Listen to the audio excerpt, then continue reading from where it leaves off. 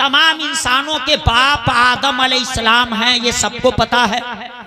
सारे इंसान आदम अलैहिस्सलाम की औलाद हैं।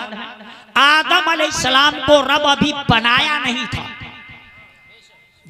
अभी आदम अलैहिस्सलाम की तख्लीक हुई नहीं थी।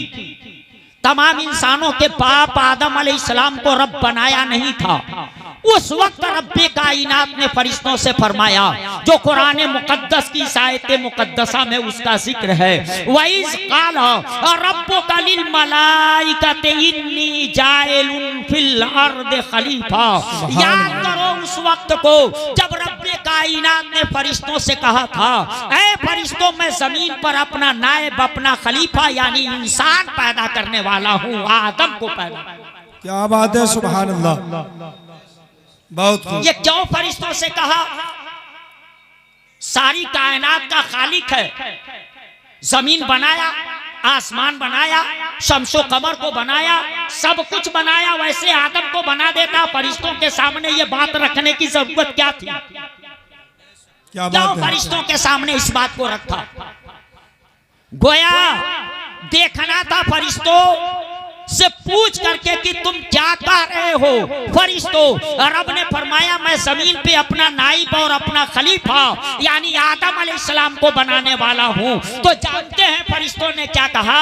अभी हम इंसानों के बाप आदम बने नहीं, उससे पहले जो फरिश्तों ने कहा था वो पडरौना के मौलवी के घर जाकर के ना मालूम कीजिएगा।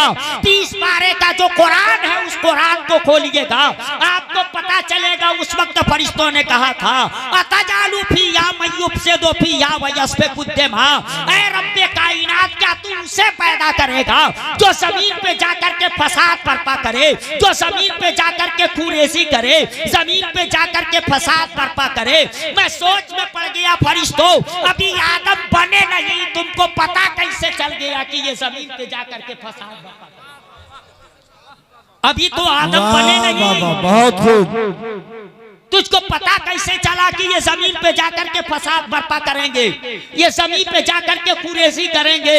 तो फरिश्तों का जवाब होगा कि जिन्नातों पे उनको तजर्बा हो चुका था, उसी तजर्बे की बुनियाद पे उन्होंने कहा, रब्बे कायनात, क्या तू ऐसे को पैदा करेगा जो जमीन पे जाकर के फसाद बर्पा करे, जमीन पे जाकर के कुरेसी करे? गोया फरिश्तों ने कह दिया था, रब्बे कायनात, तू ऐसे को न पैदा कर। आखिर जरूरत क्या है? तेरी ये इबादत की जरूरत है, तस्बीह तहलील की जरूरत है, तो नहनो नुसब्बिह हो बिहम्दिका व नुक़द्दिसु लक। हम तेरी तस्बीह तहलील के लिए काफी हैं, हम तेरी बंदगी के लिए काफी हैं, हम तेरी तस्बीह तहलील के लिए काफी हैं। तू ऐसे को क्यों पैदा करेगा जो जमीन पे जाके फसाद? क्या बात है भाई, सुभान अल्लाह। आप इंसान हो, तमाम इंसानों के बाप आदम अलैहिस्सलाम के बनने से पहले फरिश्तों की अंगुली उठ गई कि रब तू ऐसे को न पैदा कर जी। वो जमीन पे जाके फसाद बर्पा करेंगे, फुरेसी करेंगे। जब फरिश्तों ने इतना कहा तो रब ने क्या फरमाया? इन्नी आलमु मा ला तालमू। ऐ फरिश्तों, जो मैं जानता हूँ वो तुम नहीं जानते। बेशक बेशक, वाह वाह, वो तुम नहीं जानते। और रब्बे कायनात ने आदम अलैहिस्सलाम को बना दिया, बना तो दिया आदम अलैहिस्सलाम को, मगर बात थी कि फरिश्तों ने कमेंट कर दिया था, उनकी अंगुली उठ गई थी। तो अब तो उन फरिश्तों को जवाब देना था ना, फरिश्तों को तो जवाब देना था। तो क्या हुआ जवाब देने के लिए? रब्बे कायनात ने फरिश्तों के सामने आदम अलैहिस्सलाम के हुस्न को नहीं रखा। तुमसे खूबसूरत ये है, क्या बात है भाई। अच्छी बानी को खूबसूरत तो थे ही, क्योंकि आदमी जहाँ पैदा होता है ना, वहाँ के आबो हवा की एतबार से वो आदमी होता है।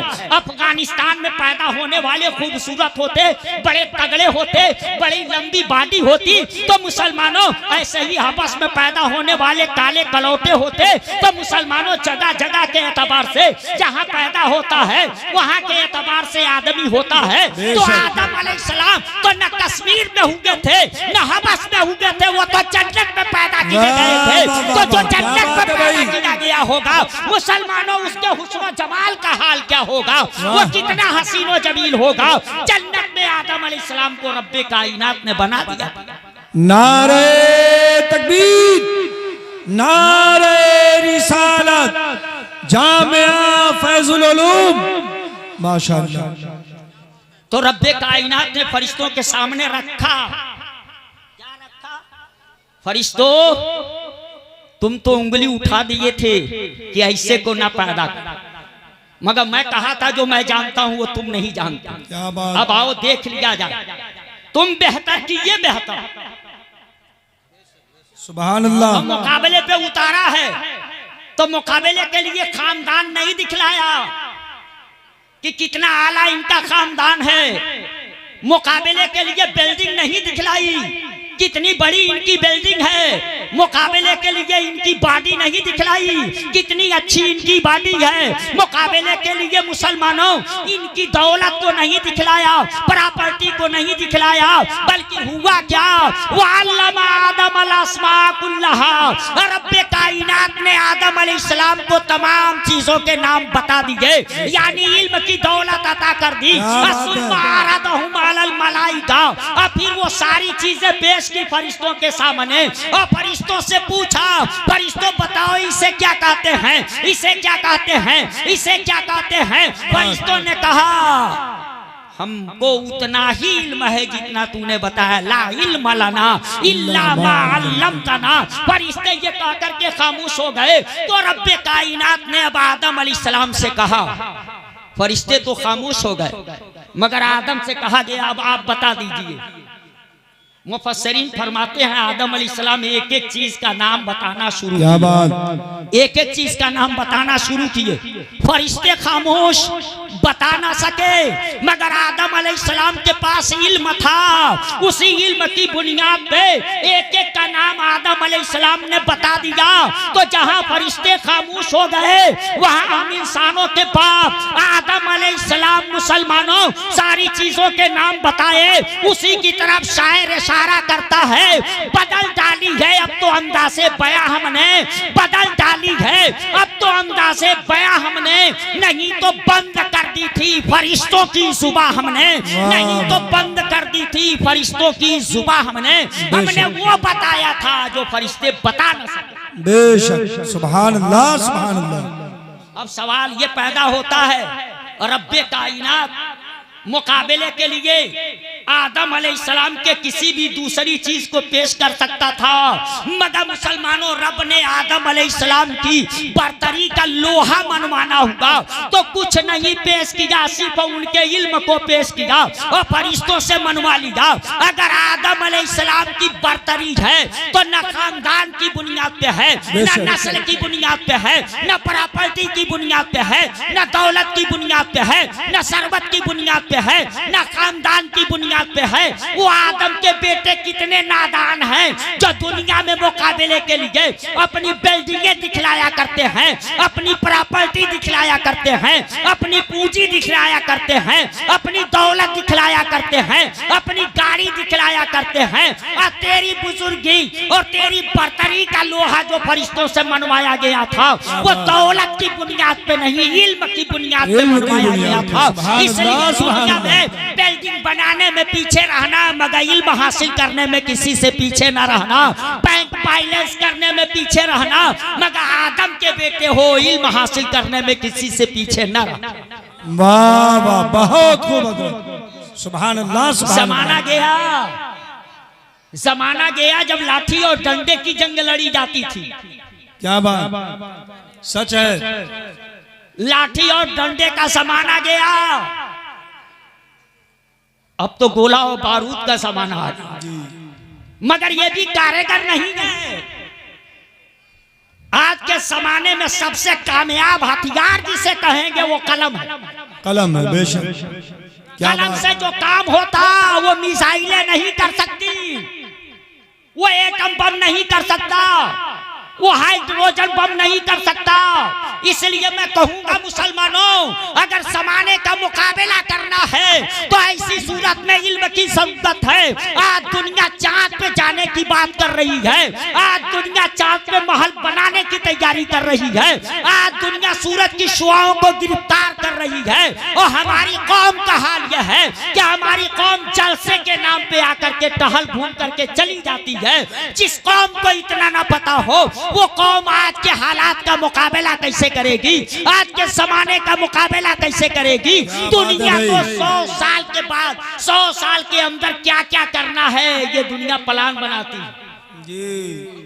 क्या बात, अंदर हमको बड़ी अच्छी रोशनी हजरत। 100 साल के अंदर हमको चांद पे महल बना लेना है, 100 साल के अंदर ये काम कर लेना है। दुनिया के पास 100 साल की प्लानिंग है, मगर हमारी कौम 100 साल की प्लानिंग क्या करेगी। हमारी कौम को इतना नहीं पता है कि कल हमको क्या करना है। क्या बात, कौम को इतना नहीं पता है कि कल हमको क्या करना है। वो कौम दौड़ में बराबर रहेगी उनके, नहीं रह सकती। इसलिए मैं कहूंगा मुसलमानों, ये आपका मदरसा सिर्फ ये नहीं कि आपके बच्चे और बच्चियों की जिंदगी ही संवार रहा है और इल्म के सेवर से उनको आरास्ता कर रहा है। वह लोग बड़े होशियार हैं, उन्होंने भाप लिया था। आज के जमाने में जरूरत इल्म की है। बच्चे और बच्चियों की जिंदगी को पैसा ना दिया जाए, उनके लिए महल न बनवाया जाए, बैंक बैलेंस न किया जाए, इल्म के सेवर से उनको आरास्ता कर दिया जाए। क्योंकि जमाना जो आ रहा है वो जदीद और कदीम फनून का जमाना आ रहा है, टेक्नोलॉजी का जमाना आ रहा है, साइंस का जमाना आ रहा है। और जिसके हाथों में दानिश का चिराग होगा वही कामयाबी की जिंदगी गुजारेगा। क्या सोच करके मुसलमानों दानिश्वरों ने, उलमा ने मिलकर के मशवरा किया, सोचा और कुछ न बनाओ, किसी असलहे की जरूरत नहीं है, बेहतरीन दारुल उलूम बनाओ जहां बच्चों को भी पढ़ाया जाए, बच्चियों को। नारे तकबीर, नारे रिसालत, माशाअल्लाह, बहुत खूब। बच्चों को भी पढ़ाया जाए, बच्चियों को भी पढ़ाया जाए। मुसलमानों, इस मदरसे ने बता दिया कि लोग कहते हैं कि हमारे वहां बच्चियों को दोयम दर्जे का शहरी गर्दाना जाता, इनको तालीम हासिल करने की छूट नहीं, तालीम हासिल करने के नाम पर आवारा बनाने की छूट नहीं यहाँ दी जाती। बहुत खूब। और यानियत की छूट नहीं दी जाती, बेहया बनाने की छूट नहीं दी जाती, बेपर्दा उनको होने की छूट नहीं दी जाती। तालीम के हम मुखालिफ नहीं है, बेपर्दगी के हम मुखालिफ हैं। जिन्हां इज्जत व आबरू लूटी जाती है, इसलिए सोचा आओ मदरसा कायम करो, तालीम भी दी जाएगी, उनकी इज्जत की हिफाजत भी की जाएगी, उनके पर्दे का एहतमाम भी किया जाएगा, उनको बेपर्दा भी नहीं होने दिया जाएगा, इल्म के जेवर से आरास्ता भी कर दिया जाएगा। सुभान अल्लाह, बहुत। मदरसे ने वही काम किया और बता दिया हमारे वहां बच्चियों को दोयम दर्जे का शहरी नहीं करना। क्या बात, दोयम दर्जे का शहरी नहीं गर्दाना जाता। मुसलमानों, वो आपका मदरसा है, आपका मदरसा। इतने दिनों में आपने सुना कितने बच्चे बच्चियों आलिम दीन हाफिज कुरान बना करके आपके सामने पेश करने का काम किया, और उसके लिए ये जलसा रचाया, सजाया, कराया। बेशक। अब जो बच्चे पढ़े हैं उनके घर वाले क्या किए, वो भी दौलत दिए, और जो लोग अपने बच्चे बच्चियों के नाम से बैंक बैलेंस किए हैं वो भी दौलत दिए। मगर एक दौलत वो भी है, चोर चुरा ले। अब तो बैंकों में भी पैसे महफूज नहीं है जी। सीसीटीवी कैमरे क्या लगे, वही गायब हो जा रहे हैं। क्या बात, वही गायब हो जा रहे हैं। सीसीटीवी कैमरे ही गायब हो जा रहे हैं। हसरात, सीसीटीवी कैमरे नहीं हिफाजत करेंगे। हो रहा है क्या क्या गायब हो जा रहा है। लूटने का अलग अलग तरीका दुनिया ने अपना लिया। क्या बात है। हो रहे, आप मोबाइल से नंबर कहीं का डायल कीजिए, नंबर लगेगा बाद में, आपको ये पहले सुनाया जाएगा कि अगर इस तरह की कोई बात आपके पास आ रही है तो घबराने की कोई जरूरत नहीं। वो लुटेरों की जमात हो सकती है, आपकी जमा पूंजी खत्म, क्या बात, जमा पूंजी खत्म कर सकते हैं। पता चला वो भी मान गए कि जमाना इतना तरक्की कर गया है कि चोर भी हमसे एक हाथ आगे आगे चल रहे हैं। इसलिए लोगों को बेदार करो, लोगों को चौकन्ना करो। अगर वो लोगों को बेदार करने का काम कर रहे हैं तो इसीलिए तो यहाँ जलसा किया गया है कि लोगों को बेदार करो। मगर किस एतबार से बेदार करो? बेदार करो कि तुम उस आदम के बेटे हो जिस आदम अलैहिस्सलाम को रब्बे कायनात ने 7 लाख जुबानों का इल्म दिया था। इसलिए अपने बच्चों को जाहिल ना रहने देना, अपनी बच्चियों को जाहिल ना रहने देना। इल्म हासिल करना, इल्म। आज यही वजह है मुसलमानों, दुनिया वालों की नजर कहीं और नहीं लगी है, सिर्फ हमारे मदरसों पे जी, सिर्फ हमारे मदरसों पे लगी हुई है कि अगर ये कौम पढ़ ली, ये मदरसे चलते रहे, ये कौम पढ़ ली तो इस कौम को मिटाया नहीं जा सकता। मुसलमानों, मदरसों के ऊपर नजर पड़ी हुई है और दुनिया हैरत में है। क्या मामला है? सारा फंड रोक रोक करके देख लिया मगर ये कारखाने बंद नहीं हो रहे हैं। हमारे जिले में कितनी शुगर फैक्ट्रियां बंद हो गई, लाल बत्ती जल गई, मोटे बड़े बड़े ताले लटक गए, इतने बड़े बड़े कल कारखाने बंद हो गए। जैसे ही सरकारी फंड रुका, बड़ी बड़ी कंपनियां बंद हो गई, बड़ी बड़ी फैक्ट्रियां बंद हो गई। मगर लोगों को हैरत है, ये कारखाना क्यों नहीं बंद हो रहा है? जहाँ से आलिम दीन निकाले जाते हैं, जहाँ से हाफिज़े कुरान निकाले जाते हैं, आखिर ये कारखाना क्यों नहीं बंद हो रहा है? तो मैं कहूँगा कान खोल करके सुन लो। अरे तेरी तरफ से कोई मदद मिले न मिले, ये कारखाना बंद होने वाला नहीं है, क्योंकि ये कारखाना तेरे फंड का मोहताज नहीं है। ये जिसका कारखाना है उसने अपने कारखाने को चलाने के लिए फंड पास कर दिया है। तो कोई फंड दो या ना दो, ये रसूलुल्लाह का कारखाना चलता रहे। सुभान अल्लाह। एक साहब ने कहा फंड, कौन सा फंड? तो मैं कहूंगा यह हमारी गवर्नमेंट ने 10वां पास किया है क्या? अपनी माल का 10वां निकालो, क्या ये गवर्नमेंट पास करती है?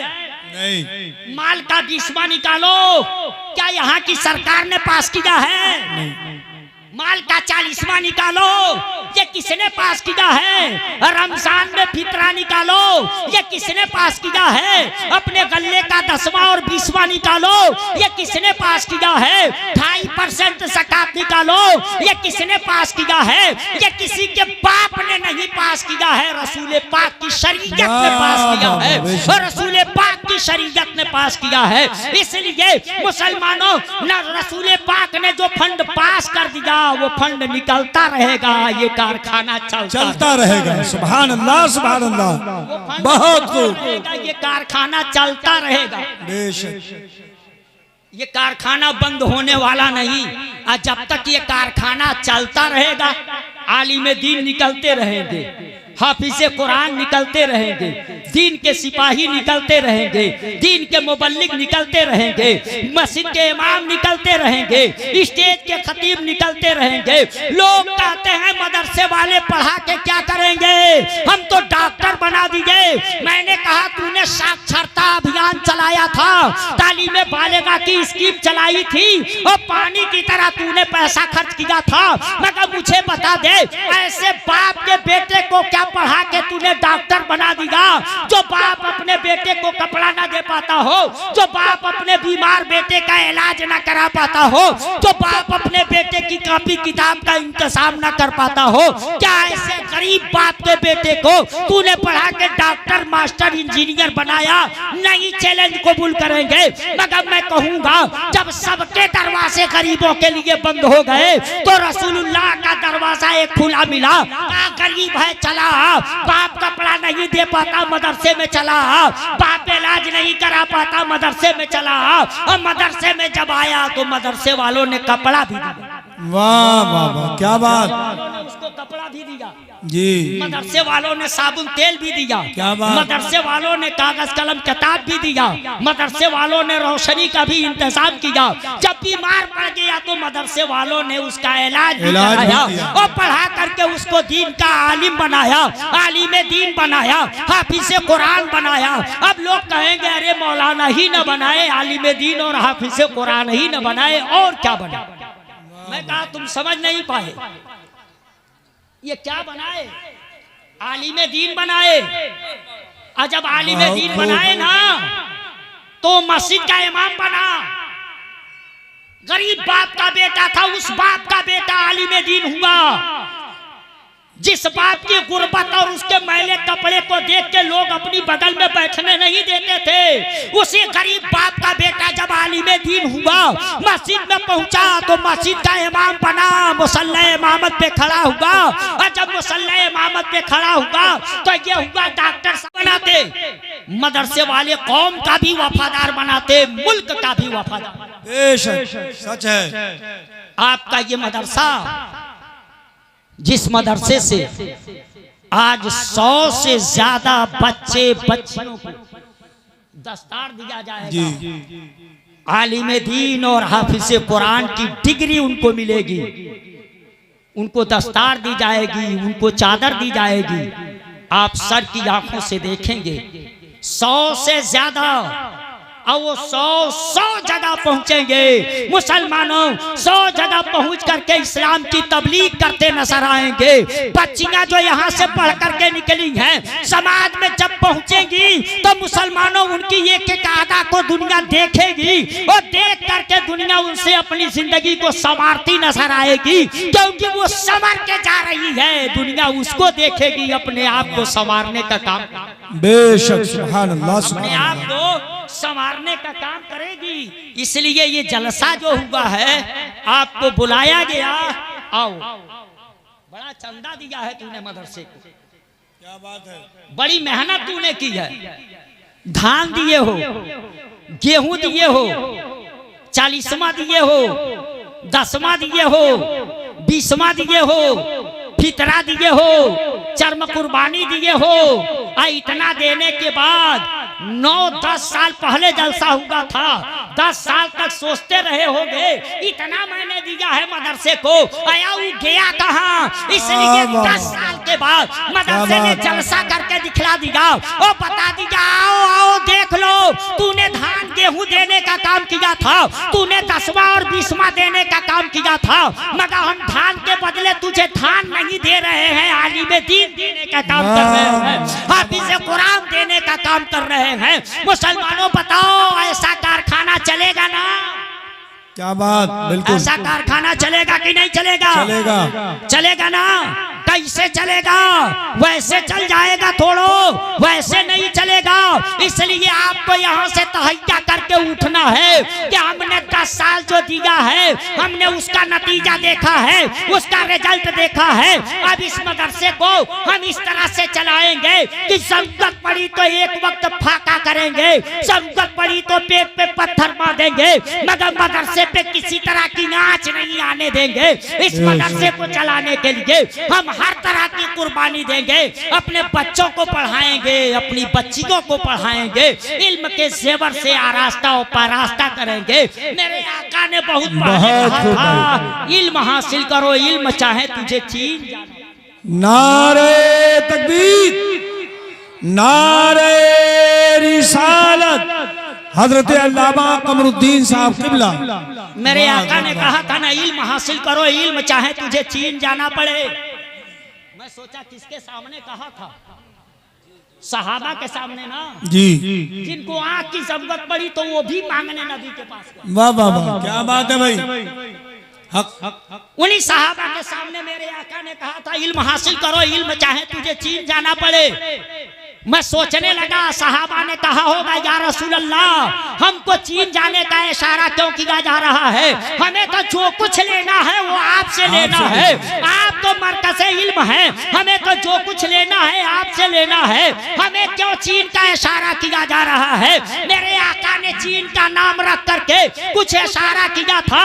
उस वक्त चीन जाना बड़ा कठिन था, क्योंकि वो ट्रेन का जमाना नहीं था, प्लेन का जमाना नहीं था, स्कॉर्पियो का जमाना नहीं था, वो टवेरा का जमाना नहीं था, वो सवेरा का जमाना नहीं था। लोग पैदल चलते पाँव में छाले पड़ जाते, तो एक तो ये इशारा था पाँव में छाले पड़ जाए गवारा कर लेना, मगर इल्म हासिल करने में किसी से पीछे न रहना, सारी परेशानियों को बर्दाश्त कर लेना, मगर इल्म हासिल करने में किसी से पीछे न। दूसरी बात, गालिबन सबसे पहले कागज किसी ने बनाया तो शायद वो चीन। कागज जिसने बनाया गालिबन वो चीन है। अब पढ़ने के लिए कहा जा रहा था, तो पढ़ने के लिए कॉपी और किताब की जरूरत पड़ेगी, दोनों के लिए कागज की जरूरत है। लगता है नबी की निगाहें नबूवत वो भी देख रही थी, इसलिए आका ने कहा इल्म हासिल करो, इल्म चाहे तुझे चीन जाना पड़े, इल्म हासिल करना, इल्म हासिल करने में किसी से पीछे न रहना, किसी से पीछे न रहना। इसलिए मैं कहूंगा इल्म हासिल कीजिए, और वो भी वो इल्म। अब उस इल्म का क्या कहना? लोग दुनिया में सनद देते हैं, ये डॉक्टर की डिग्री देते, ये मास्टर की डिग्री देते, इंजीनियर की डिग्री देते। मेरे आका ने अच्छा होने की एक डिग्री दी। क्या बात है, सुभान अल्लाह। क्या मेरे आका ने फरमाया खैरुकुम मन तअल्लमल कुरान व अल्लम। सुभान अल्लाह। आका ने फरमाया तुम में बेहतर वो है जो कुरान सीखते और सिखाते हैं।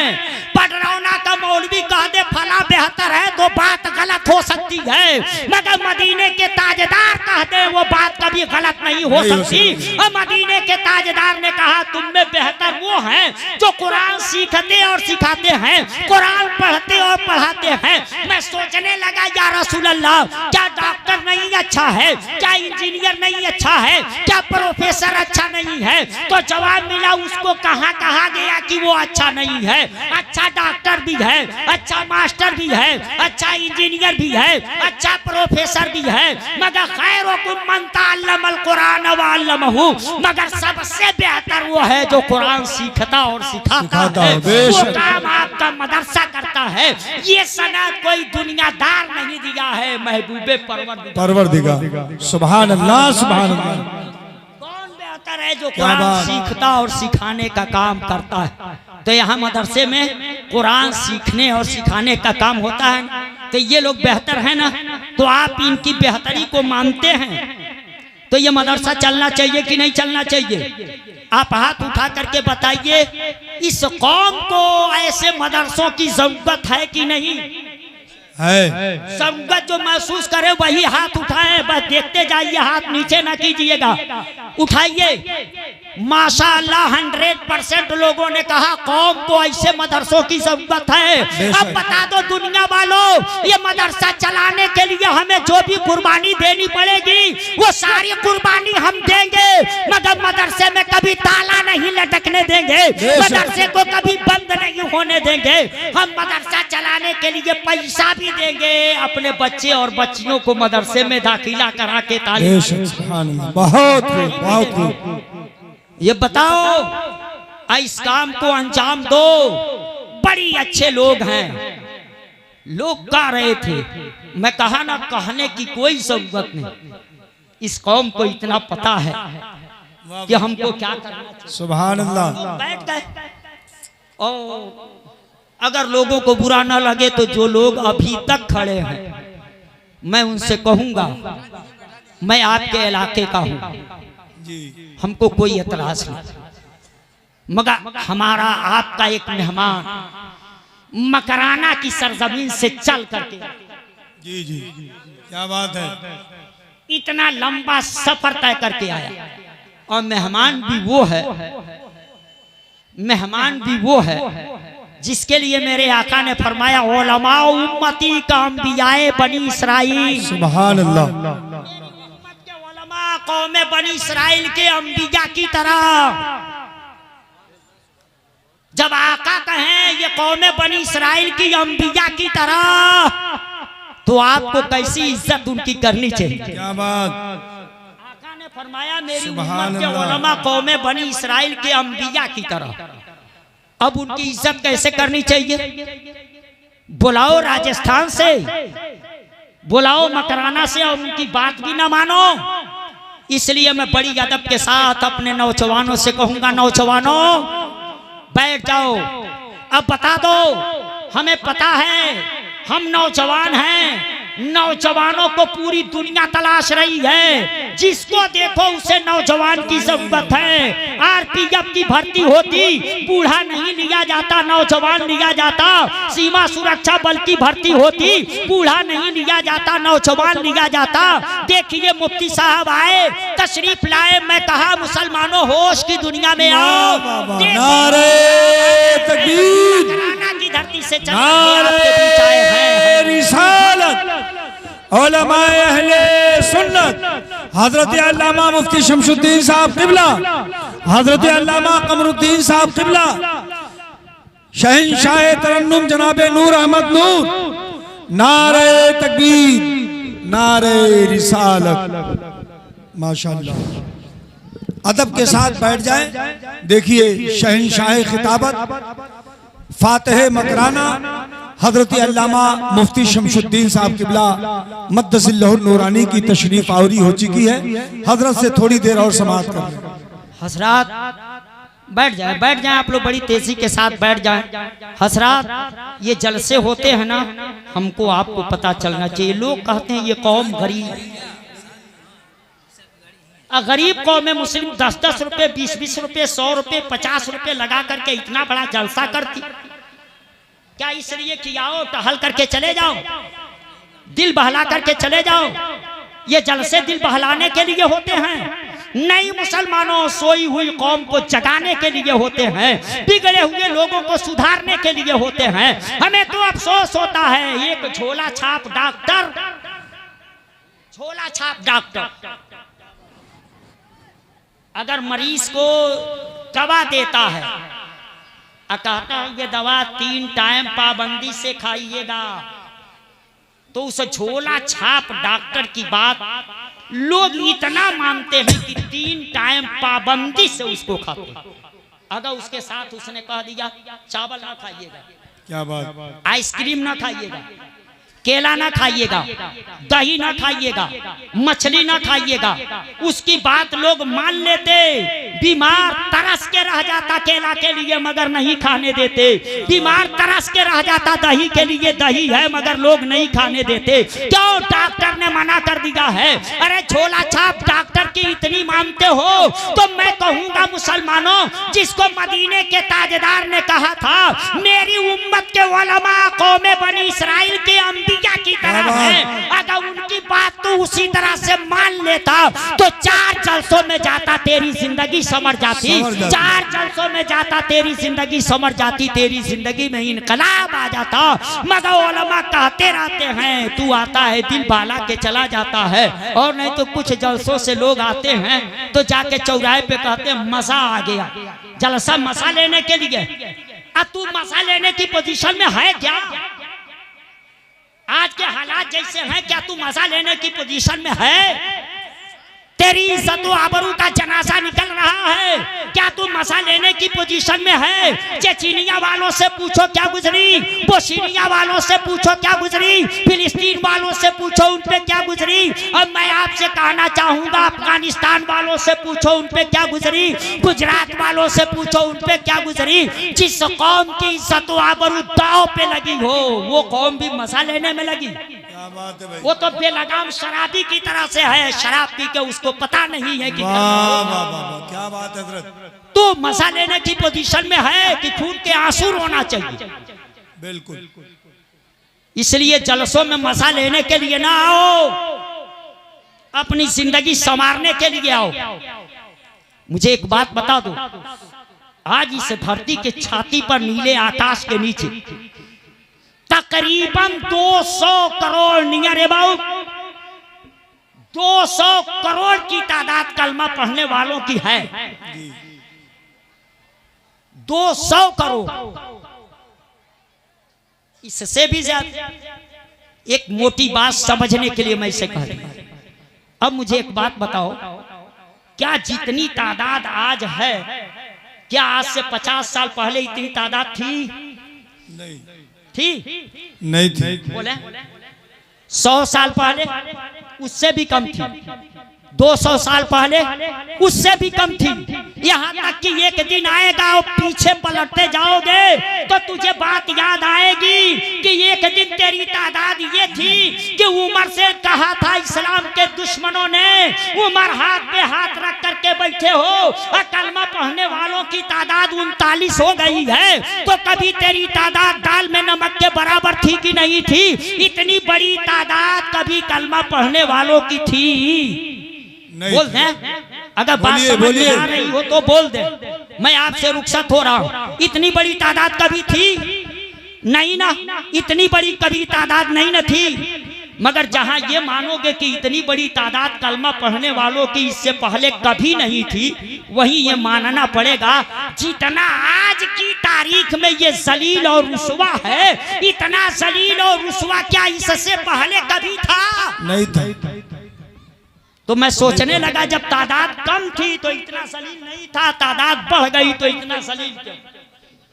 इतना ठोकर क्यों खा रहा है? मेरे आका ने तो करोड़ नहीं छोड़ा था, क्या बात? 1,24,000 को छोड़ा,